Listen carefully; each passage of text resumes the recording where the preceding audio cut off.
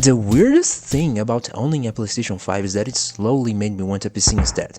It has been 5 years since the release of PS5, although I only got mine during 2022.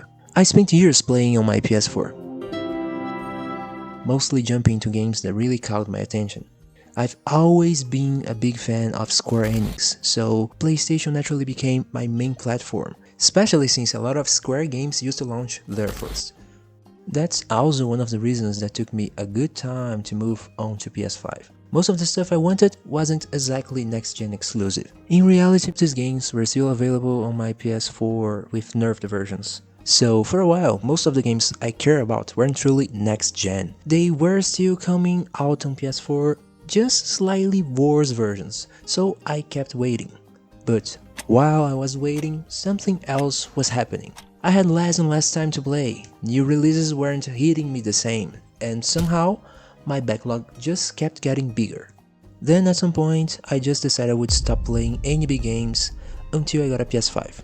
Well, not because I couldn't play then, but because if there was a better version out there, I wanted to experience it the best way possible. And then, in 2022, it finally happened. FF7 Rebirth was finally announced, the sequel of this huge remake project fans have been waiting for a while. And it was the system seller I needed. But you see, that's kinda odd if you think about it. This game was not truly exclusive to Sony, so essentially Sony wasn't the one truly convincing me to buy their new shiny toy. But anyway, I was finally playing all the games I had been holding off for months. I was playing them the best way possible now, right? Well, not exactly.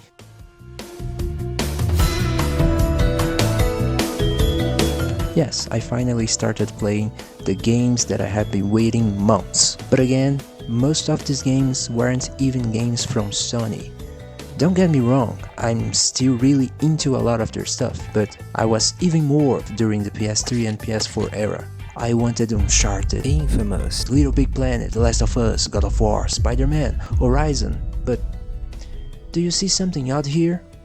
Most of these games were PS4 or even PS3 releases, and although some got re-releases becoming cross-gen, it felt like there was no reason to buy a PS5 to play PlayStation games, which is the main point of consoles. You want to play their exclusive games. And well, don't get me wrong, this may be completely different for you.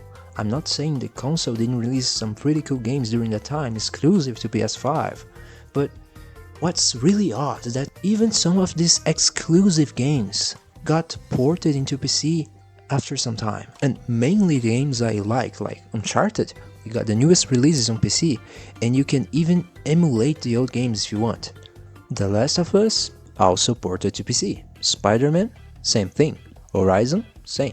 God of War, there it is. Yes, some of these games were still locked into Sony, but still no reason to get a PS5 to play them. Actually, it was like the other way around. You would need older hardware to play them, or emulators like I said before. Maybe you do enjoy a bunch of different titles that were always locked into Sony and never got a single glimmer of hope to appear on PC. But good chances are you are thinking about a game of the PS4 or PS3 era, so you could just simply get a PS4 or PS3 to play then.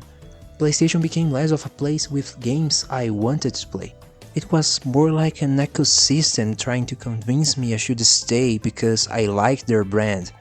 But that's not enough to lock me and a lot of people into their system. I've always enjoyed playing from whichever company we have, be it Nintendo, Xbox, Sony, whatever. All I wanted was a good game, not a brand. So, just a year later, I decided to build my first PC. Not only because it seemed like a good gaming choice, but also because I wanted everything else that comes in the package of having a decent PC. Actually, I had PC most of my life. The family PCs. PCs that could barely open a website without lagging. And I know a lot of people out there experienced this at some point. And well, that's cool and all, but the first thing people talk about building a PC is actually money and how much more it costs. Now listen, my examples can be and sound a little crazy to you, but It is just how things are where I live. Taxes and all that. I bought my standard PS5 for around $900. And no, I am not joking. You heard me right. This is the price I paid in late 2022. Don't overthink it. It's just how things are around here. And of course, $900 is a lot, so I actually sold my PS4 to get a $200 discount.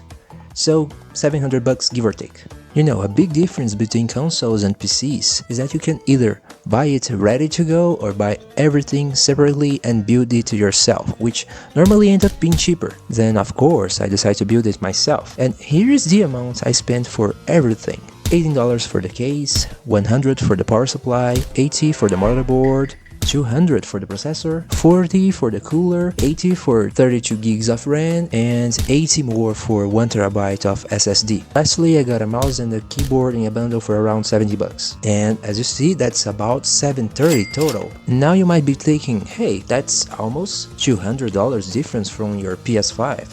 How come the PC was cheaper? It's about taxes? Well, there's just a tiny little problem, and some of you probably already noticed it. There's no graphics card. All these cool graphics achieved by a PS5 need a decent graphics card, but I wasn't completely convinced of the PC environment yet. My main goal was to use it as a place to work, edit, well, do all this stuff I can't do on a PS5. So at the time it was like obvious, why spend a ton of money on a GPU if I already own a PS5 for the good graphics stuff? I was basically stuck between the two, so I left the GPU for later. I got my delivery with all the stuff I ordered and start building my PC. I had no idea of what I was doing, but after some YouTube tutorials, bam! PC ready to go. And since I already had my gaming TV, it became my PC monitor. It wasn't powerful, but it worked. My CPU had integrated graphics, so it means it could display things and even run some games. Barely, but could. And for a while, I was okay with that. Then something really funny happened.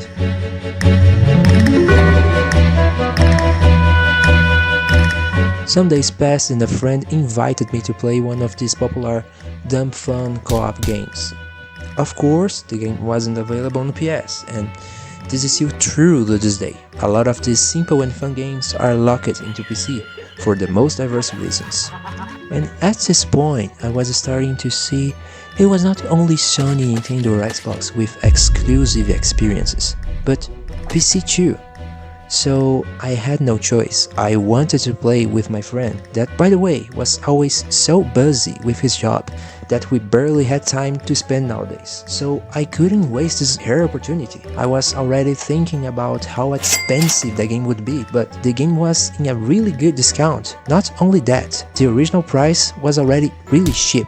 And okay, but I don't have a subscription to play online. That's something I still need to...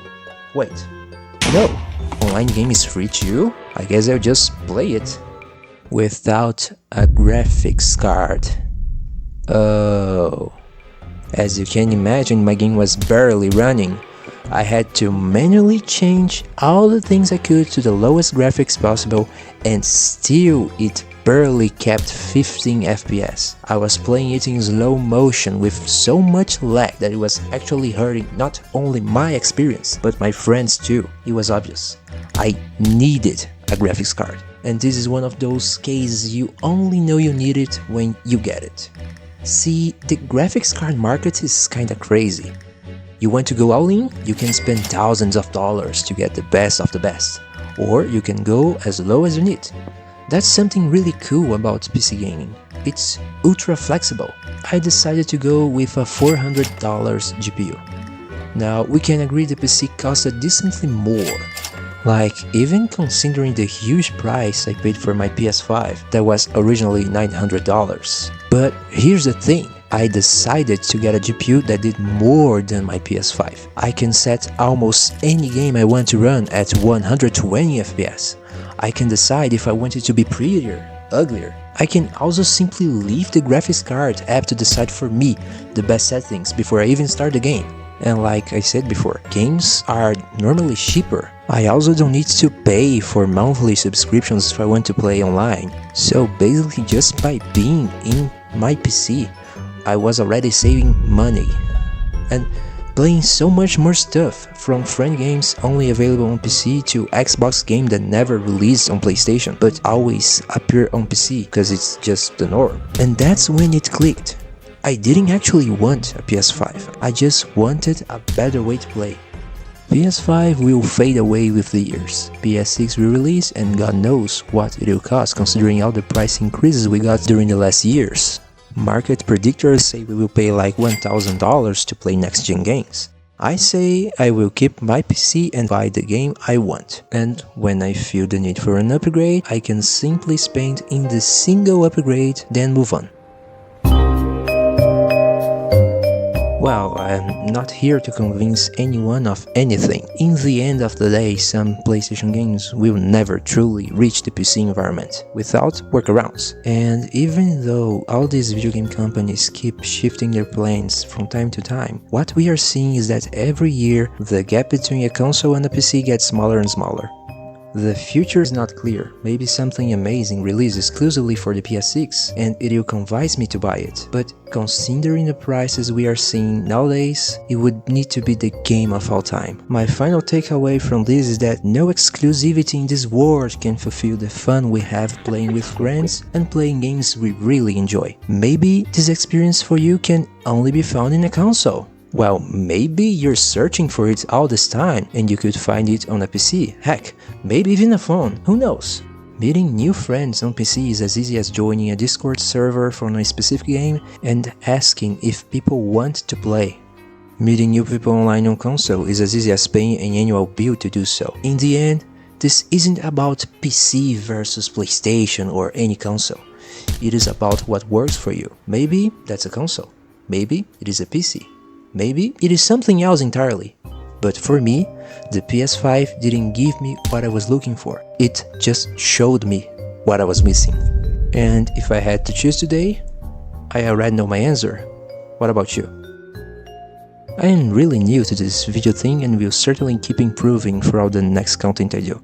I am really thankful for anyone who reached the end of the video and I hope you liked it.